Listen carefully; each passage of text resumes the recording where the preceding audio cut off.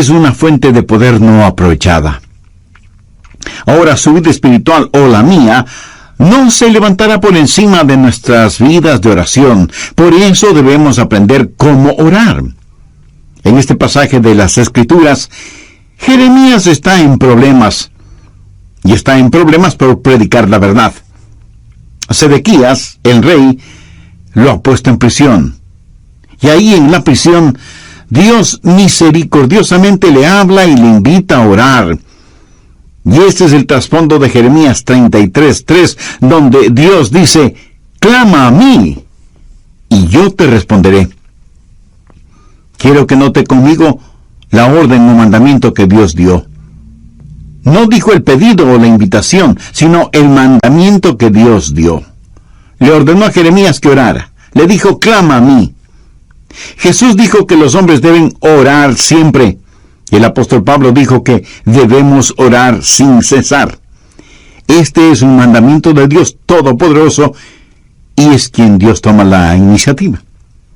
Dios le dijo a Jeremías: llámame. ¿Alguna vez ha tenido la tarjeta personal de alguien importante con su número telefónico privado y quien se la dio le dijo: llámame? Una vez un presidente de los Estados Unidos hizo eso conmigo. Bueno, me dijo: si puede hacer esto, déjeme saberlo. Esta es mi tarjeta. Llámeme. Y anotó su número telefónico en esa tarjeta. Ese momento no quise que nadie tocara esa tarjeta. Ahora ya no sé ni dónde está. Pero el punto es que si alguien importante le da su tarjeta con el número telefónico personal, eso es un gran privilegio. Y aquí está el Dios Todopoderoso, llegando hasta donde está Jeremías y diciéndole: llámame. Retrocedamos al capítulo 32, verso 17, para ver la clase de persona que hizo esa invitación. Jeremías dice: oh Señor Jehová, he aquí que tú hiciste el cielo y la tierra con tu poder y con tu brazo extendido. No hay nada que sea difícil para ti. Que haces misericordia a millares y castigas la maldad de los padres en sus hijos después de ellos. Dios grande, poderoso, Jehová de los ejércitos es su nombre. Mi amigo, ese Dios es quien dijo: llámame.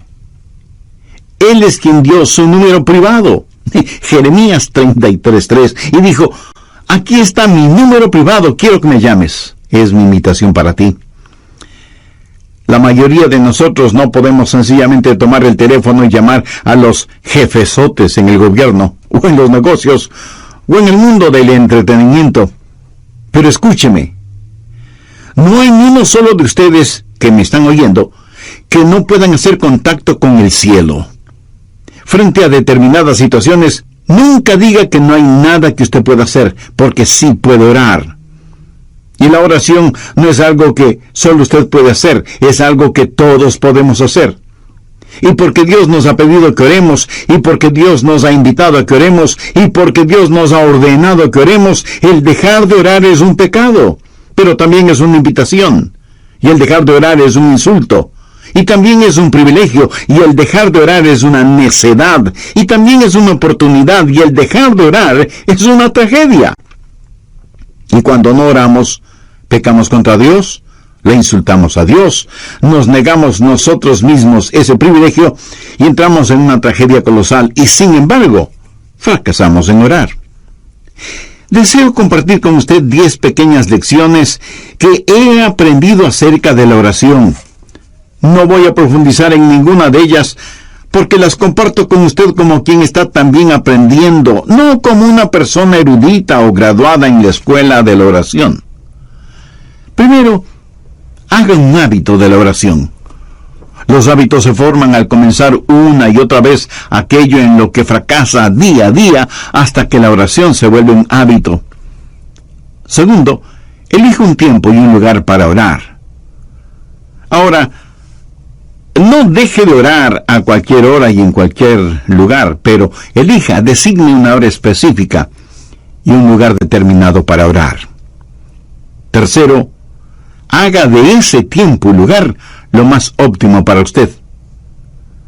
No lea la biografía de alguien quien oraba a una hora determinada por la mañana o por la noche para tratar de imitarlo. Encuentre el tiempo cuando su mente esté alerta, cuando su atención es fuerte. Para algunos de ustedes, eso puede ser después de despertarse. Para otros será después de la primera tacita de café. Para otros será después de que los hijos se han ido a la escuela. Pero lo importante es que usted encuentre el mejor tiempo, porque no hay nada mágico acerca de determinada hora. Cuarto, cuando vaya a orar, equípese. ¿Qué quiero decir con esto? Sencillamente que tenga su Biblia, un cuaderno para notas, lápiz o bolígrafo o esfero, o como usted lo llame, y su material devocional. Para mí sería casi inimaginable el tratar de tener mi tiempo de oración sin mi Biblia y un cuaderno de notas. Yo espero que Dios me diga algo. Y si Dios me dice algo, quiero estar listo para anotarlo. Y aunque ya lo he dicho antes, lo voy a repetir ahora. La más débil de las tintas es mejor que la mejor memoria. Quinto, comience su oración leyendo la palabra de Dios. No ore primero para después leer la Biblia. Lea la palabra de Dios y después ore. Lo que Dios tenga que decirle a usted es más importante que lo que usted tenga que decirle a Dios, y su oración será mejor nutrida, avivada, entusiasmada, instruida y guiada cuando usted se hunde en la palabra de Dios. Sexto, aprenda a orar durante todo el día. En 1 Tesalonicenses 5:17 leemos: orad sin cesar. Una de las cosas que me ha bendecido al leer la vida de Dwight L. Moody, quien fuera el Billy Graham de su tiempo, es lo siguiente. Dicho por su biógrafo: nunca hizo oraciones largas, pero nunca pasó demasiado tiempo sin orar. ¿No es eso extraordinario? Nunca pasó demasiado tiempo sin orar. La oración fue para Moody un estilo de vida, y cuando algún asunto surgía, él oraba por eso. Yo tengo el hábito de orar por otros pastores cuando leo los boletines de sus iglesias. Oro por las iglesias cuando paso frente a ellas. Oro por las personas a quienes escribo cartas. Y aún mi correspondencia oficial es, para mí, motivo de oración. Leo el periódico buscando oportunidades para orar, no solo por las personas que han sufrido alguna tragedia, sino por aquellos que ocasionaron la tragedia. Y a medida que lee su Biblia, pregunte: Señor, ¿qué significa eso? Explícamelo. Hable con Dios. El otro día yo estuve en mi automóvil y le decía al Señor que le amaba, y comentaba con él una hermosa puesta de sol. Estoy seguro que a Él le agrada el que sus hijos aprecien las cosas hermosas que Él ha creado y que se lo digan. Séptimo, mantenga un registro de sus pedidos de oración y de las oraciones contestadas. Yo no hago esto tan bien como otras personas lo hacen. Tengo un cuaderno y escribo necesidades de oración y pedidos por los que he orado. El otro día estuve revisando uno de esos cuadernos de hace 10 o 15 años atrás, y fue una bendición increíble el ver cuántas oraciones Dios ha contestado, por algunas de las cuales ni siquiera le había agradecido. Amigo, aumentará su fe si mantiene un registro de sus oraciones, lo que solicita, lo que recibe y cuando lo recibe. Octavo, cuando ora, póngase la armadura de Dios. No faltará quien me pregunte: pastor, pero si voy a orar, ¿para qué necesito ninguna armadura? Porque, mi amigo, la oración es una verdadera batalla. Aunque usted no lo crea, toda la artillería del infierno estará en su contra cuando ora. Quiero decir, justo cuando usted va a comenzar a orar, el perro comienza a ladrar, el bebé llora fuertemente, el teléfono suena, alguien llama a la puerta, los niños empiezan a pelear, algo se quema en la cocina y mil y una cosas más, y usted siente que tiene sueño y su mente comienza a divagar, etcétera, etcétera. ¿Necesita o no ponerse la armadura de Dios cuando va a orar? Definitivamente que sí. Noveno, si usted está solo o sola, ore en voz alta. Hay algo muy especial en orar en voz alta, vocalizando su oración. Por lo menos le ayuda a su mente a no divagar. Si está en un sitio en donde no moleste la privacidad de nadie, ore en voz alta.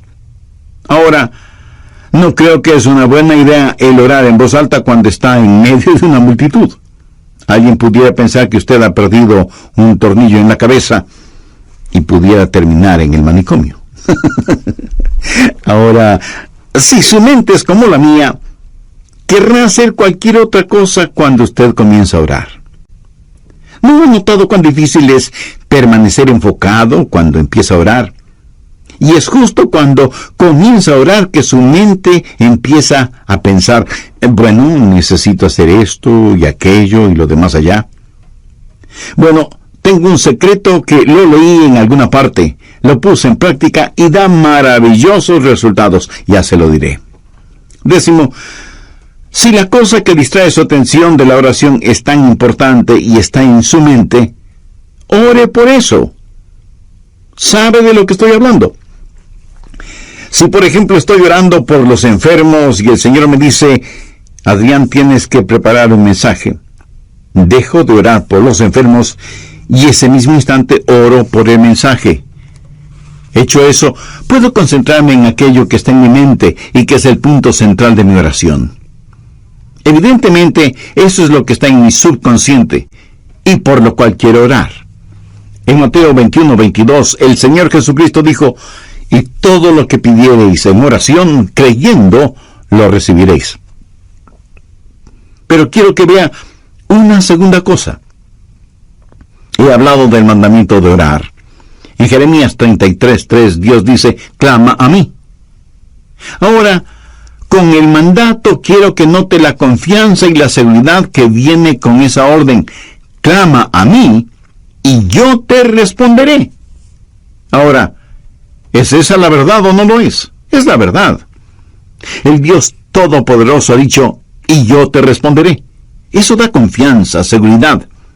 Y sea que usted lo entienda o no, es la verdad. Dios responde cuando clamamos a Él. Dios contesta nuestras oraciones. Es promesa de Dios que cuando le pedimos en oración, creyendo, Él nos contesta. Suponga que usted envía una carta al presidente de su país, quejándose de alguna cosa. Ahora suponga que el presidente, en verdad, lee su carta. Sí, claro. Menos mal que solo estamos suponiendo. Unos días después de que usted envió su carta, llaman a la puerta de su casa y cuando usted abre la puerta, se encuentra frente a frente con el presidente. Usted se queda sin habla debido a la sorpresa y más aún cuando su presidente le dice, recibí tu carta y vengo a darte una respuesta personalmente. Como esto más bien suena a ciencia ficción, recuerde que solo estamos suponiendo. Ahora deje de suponer. Dios mismo ha dicho, yo soy el que personalmente voy a contestarte.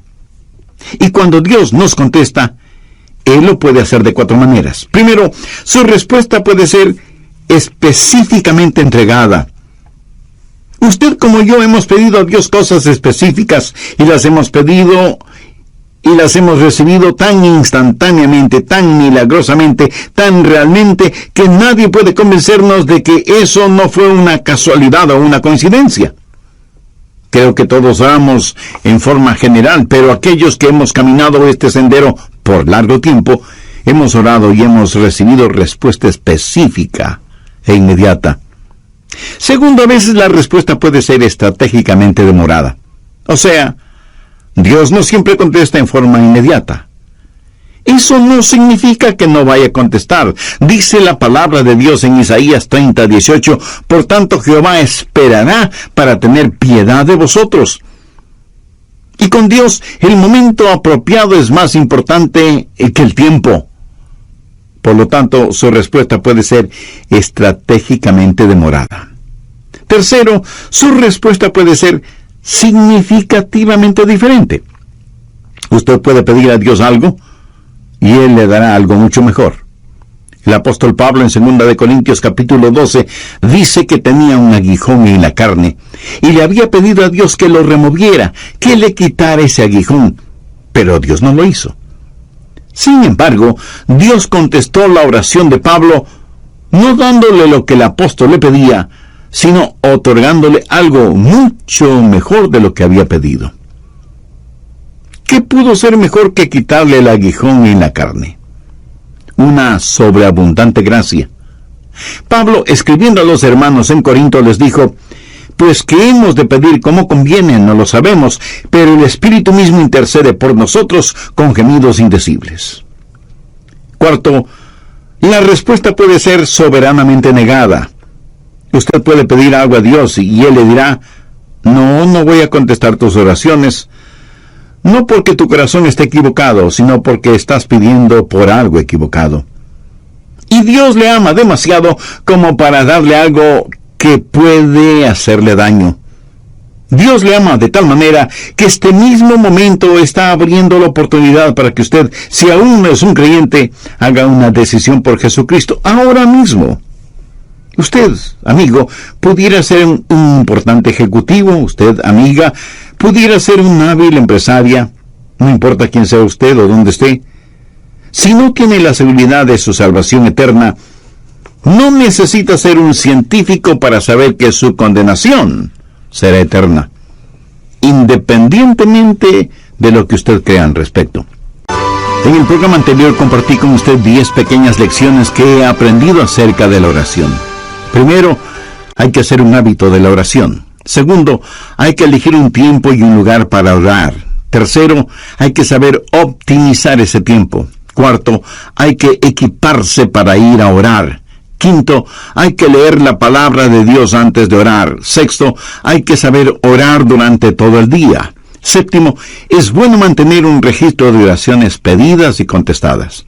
Octavo, para orar hay que ponerse la armadura de Dios. Noveno, si usted está solo o sola, ore en voz alta. Y décimo, si lo que le distrae de la oración es importante, ore por eso.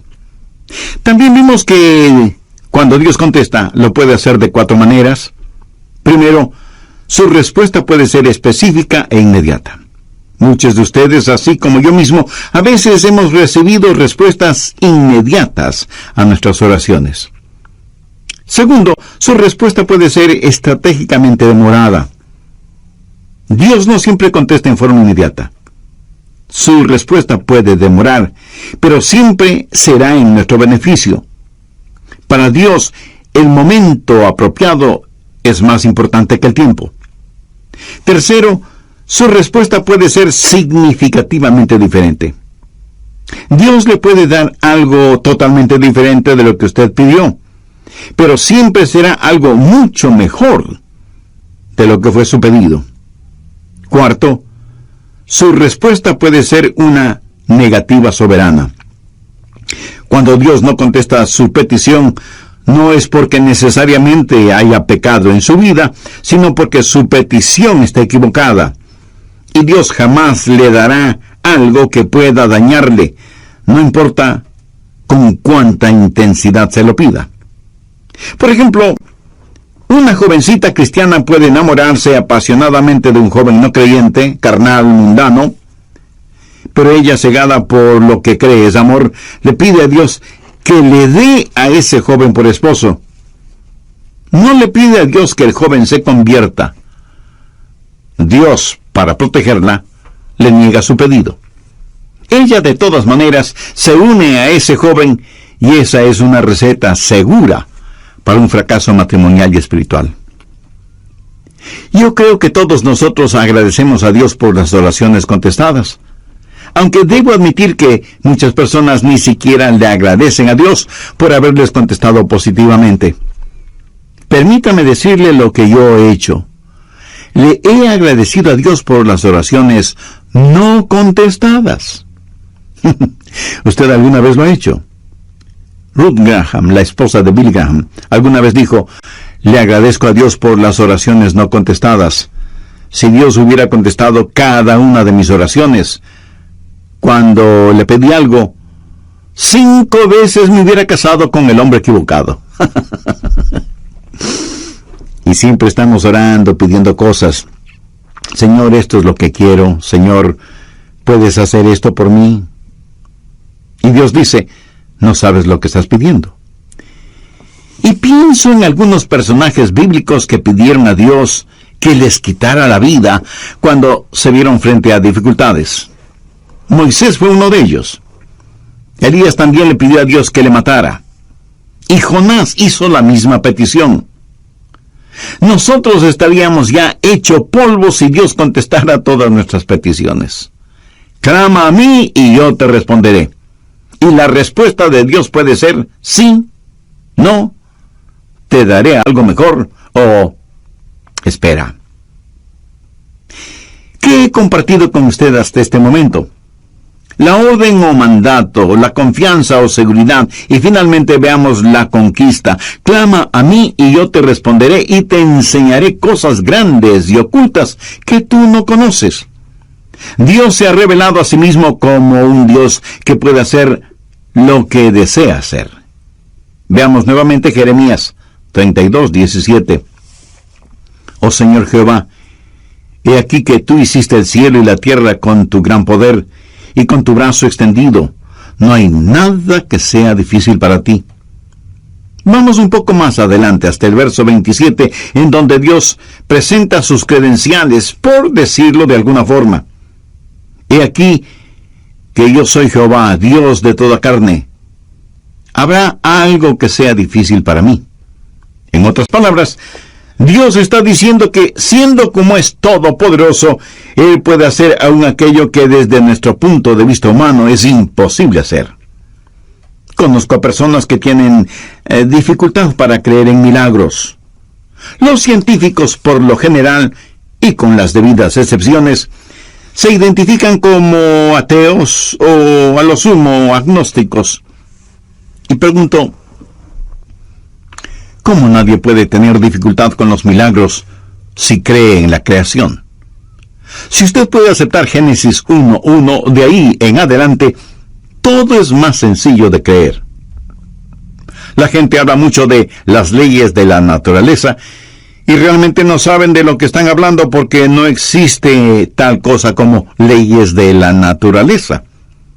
Lo que sí existe son las leyes de Dios que la naturaleza obedece. Dios no obedece las leyes de la naturaleza, es la naturaleza la que obedece y con exactitud las leyes de Dios. De paso, bien vale la pena mencionar que la naturaleza obedece mejor las leyes de Dios que los humanos, aunque somos los humanos los que nos hemos puesto la etiqueta de ser inteligentes. Dios lo creó todo, y lo creó como quiso crearlo. Jamás piense que Dios tuvo necesidad de nombrar varios comités de ángeles, serafines y querubines para que le asesoren en cómo debía crearlo todo. Si tal hubiera sido el caso, a lo mejor nada existiría porque usted sabe cómo marchan las cosas cuando están de por medio los famosos comités, ¿verdad? Pero no permita que nadie le diga que la época de los milagros ya pasó. En Génesis 18:14 encontramos una muy interesante pregunta. ¿Hay para Dios alguna cosa difícil? Mi amigo, el problema no es con Dios y su habilidad. Anote al margen Mateo 17, los versos del 19 al 21. Viniendo entonces los discípulos a Jesús, aparte dijeron, ¿por qué nosotros no pudimos echarlo fuera? La referencia es que ellos habían tratado de sanar a un joven lunático o poseído por el diablo, pero no habían podido hacerlo. Cuando Jesús intervino, sanó de inmediato al joven.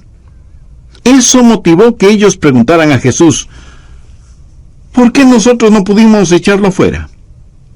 Jesús les dijo, por vuestra poca fe. Porque de cierto os digo que si tuvierais fe como un grano de mostaza, diréis a este monte, pásate de aquí y allá, y se pasará, y nada os será imposible.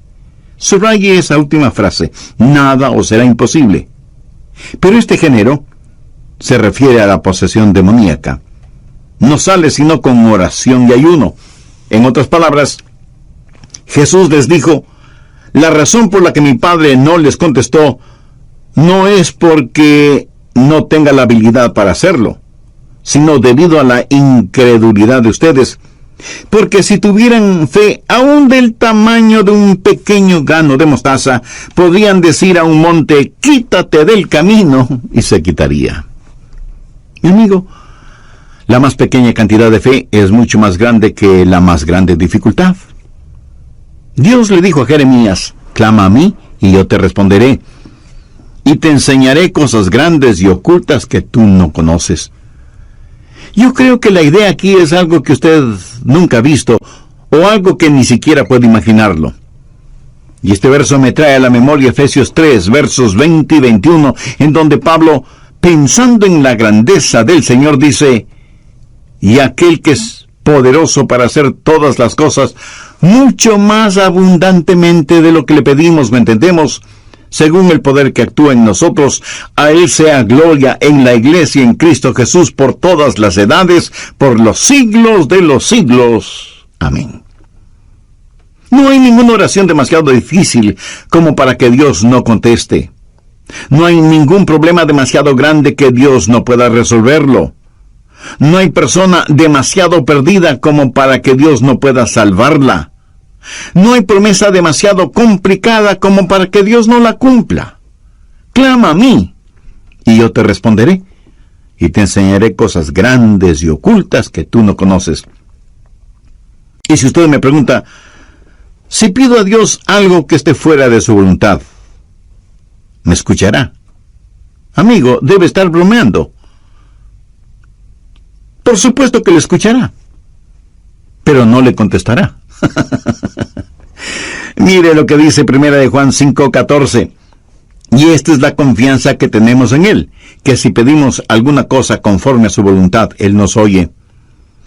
Sabiamente se ha dicho que nada está fuera del alcance de la oración, sino aquello que está fuera de la voluntad de Dios. Quiera para usted mismo, si tuviera el suficiente sentido común para quererlo.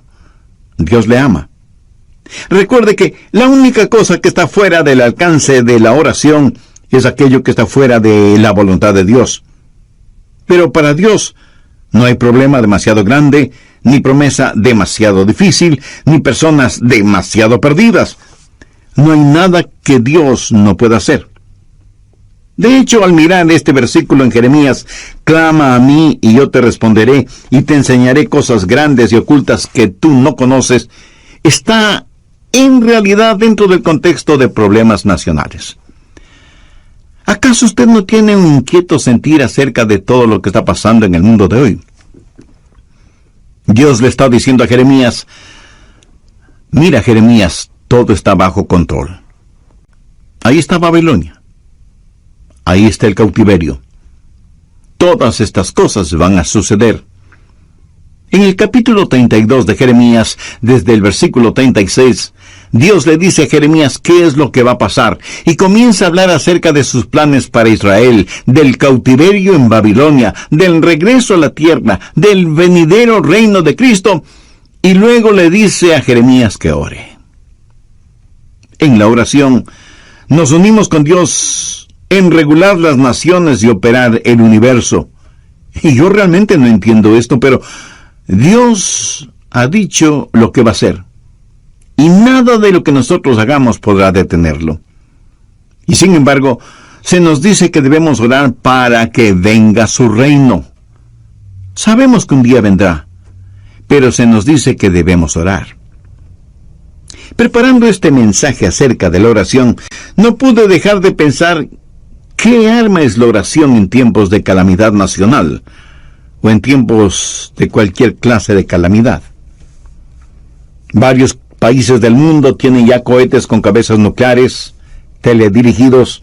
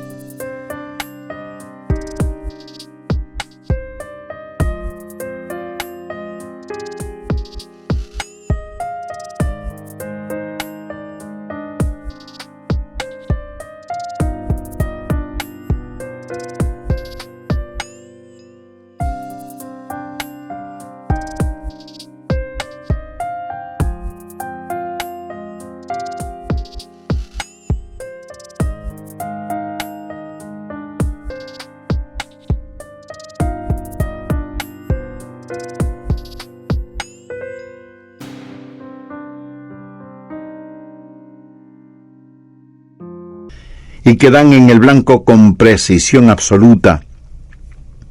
Hay cohetes que pueden ser disparados desde la superficie de la Tierra, desde las profundidades del mar o desde las alturas espaciales. Pueden viajar sin que nadie los detecte, y tan velozmente como el pensamiento. Y pueden tener una detonación demorada. Y si al decir lo que voy a decir usted piensa que estoy cambiando de tema, no es así. Solo escúcheme atentamente. ¿Sabía que en Juan 17 Jesús oró por usted y por mí? Veamos el verso 20. Mas no ruego solamente por estos, sino también por los que han de creer en mí, por la palabra de ellos. Ahí usted puede poner su nombre, o yo puedo poner el mío. Usted puede comenzar a orar ahora si es que tiene niños pequeños en su hogar, por las personas con quienes se casarán. Haga una oración de detonación retardada, sabiendo que dará en el blanco. ¿Sabe qué es lo mejor de todo esto? Que Satanás no tiene ninguna defensa contra nuestros cohetes espirituales. Tampoco existe un cohete contra la oración. Dios dice, clama a mí en tiempo de problemas, en tiempo de calamidades, y yo te escucharé. Amigo, yo no estoy haciendo esa promesa. Es la promesa de Dios en Jeremías 33:3. Clama a mí y yo te responderé y te enseñaré cosas grandes y ocultas que tú no conoces. Cosas que son mucho más abundantemente de lo que pedimos, ¿me entendemos? Mi anhelo es que en su corazón usted pueda decir, Señor, enséñame a orar. No, enséñame cómo orar, sino sencillamente, enséñame a orar. Necesitamos orar. Le agradecería que usted ore por mí, para que mi oración pueda ser más estratégica. No quiero ser un hipócrita acerca de la oración y pedirle que haga algo que yo no lo haga. Profundicemos en nuestra vida de oración y agudicemos nuestro enfoque. Vivimos en días tenebrosos y los hijos de Dios necesitamos orar. La forma de orar es tener la capacidad de decir, Padre, nuestro Padre. Pero Dios no puede ser su Padre, a menos que usted haya nacido en la familia de Dios. Y para eso, la Biblia dice que hay que nacer de nuevo. Cuando usted recibe a Jesucristo como su Salvador y Señor, ese momento Él se vuelve su Salvador, su mediador entre el hombre y Dios el Padre. Cuando lo recibe, usted nace en la familia de Dios y puede orar en el nombre de Jesús. El mismo Señor Jesucristo dijo, si algo pidiereis en mi nombre, lo haré. Pero usted no puede pedir nada en nombre de Jesús hasta que le haya recibido como Señor y Salvador. Si usted todavía no es salvo, puede serlo este mismo momento. Puede tener esa seguridad ahora mismo. Y si entre quienes me están escuchando hay alguien que no conoce a Cristo en forma personal, donde quiera que usted esté, quien quiera que usted sea, Cristo está esperando su invitación para entrar en su corazón y darle vida eterna.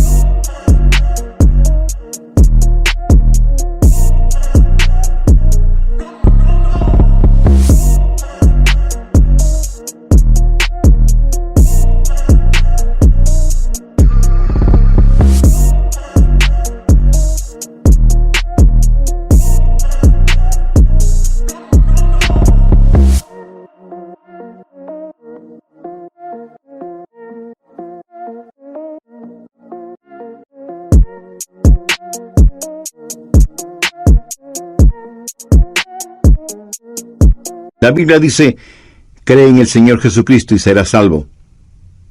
Crea que Él es el Hijo de Dios que pagó por sus pecados, derramando su preciosa sangre en la cruz del Calvario. Crea que Dios, el Padre, le levantó con poder de entre los muertos.